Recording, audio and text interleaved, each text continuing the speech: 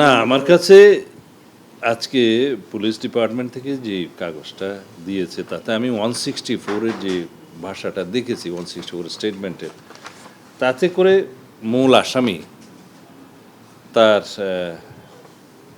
যে সহযোগী আসামি তার স্ত্রীকে সহ এখানে যে স্টেটমেন্টটা দিয়েছে তাতে করে on the basis of this 164 statement এবং আরও সংক্ষিপ্ত তদন্ত যেটা করতে হয় করে চার্জশিট দাখিল করাটা খুব বেশি দিন লাগবে না। তো সেই ক্ষেত্রে আদালতের কিছু প্রসিজিওর আছে, আসামি পক্ষের আইনি অধিকার আছে, তারা আদালতে হয়তো তার আইনজীবী সময় নেবে, এগুলো সব কিছু বিবেচনায় নিতে হবে। না, চার্জশিটের ক্ষেত্রে তো আমি বললাম যে আমাদের কাজটা আমরা দ্রুততম সময়ের ভিতরে দিতে পারবো, যেহেতু আসামি হচ্ছে দুইজন, একজন মূল আসামি আর একজন তার স্ত্রী সহযোগী, তাকে পলায়নে সহযোগিতা করেছে। তো সেই ক্ষেত্রে দুইজনকেই অ্যারেস্ট করা হয়েছে, মূল আসামি 164 করেছে। এখন এর ভিত্তিতে চার্জশিট দেওয়াটা খুব বেশি সময় লাগবে না, এটা তো তদন্তকারী কর্মকর্তা বলবে।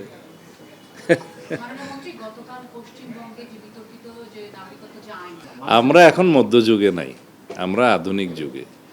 আইন সংস্কারটা একটা চলমান প্রক্রিয়া, সমাজের চাহিদা অনুসারে, সময়ের চাহিদা অনুসারে সকল আইনকে আপ টু ডেট করতে হয় এবং যুগোপযোগী করতে হয়, সেগুলো চলমান প্রক্রিয়া, সেগুলো তো আছেই। বিভিন্ন আইনে অবশ্যই আমাদের কিছু কিছু সংশোধন আনতে হবে, সেটা আমরা দেখব।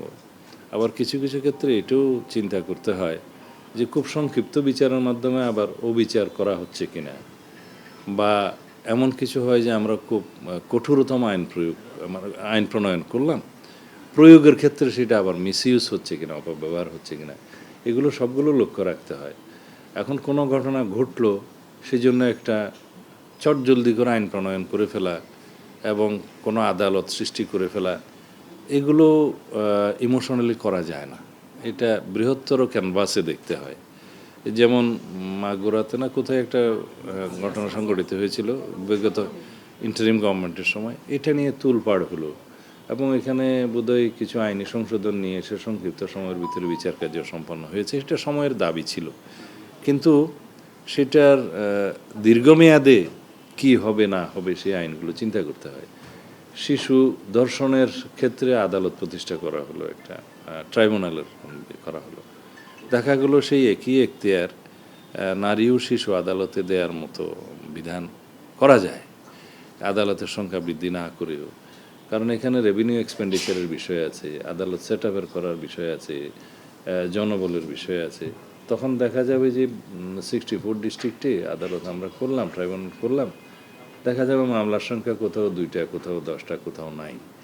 এগুলো সব বিবেচনায় নিয়ে যেভাবে মানে জননিরাপত্তা নিশ্চিত করা এবং বিচার নিশ্চিত করা সম্ভব, সেভাবে এগুলো আবার করা যায়।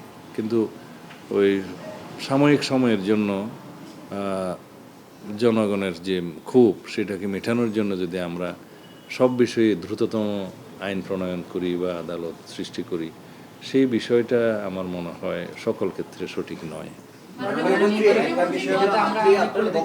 বলেছেন যে রামেশা এই হত্যা মামলা সংক্ষিপ্ত সময়ে তদন্ত করে অভিযোগ দায়ের করবেন, আপনি কি কোনো নির্দিষ্ট টাইম বলবেন?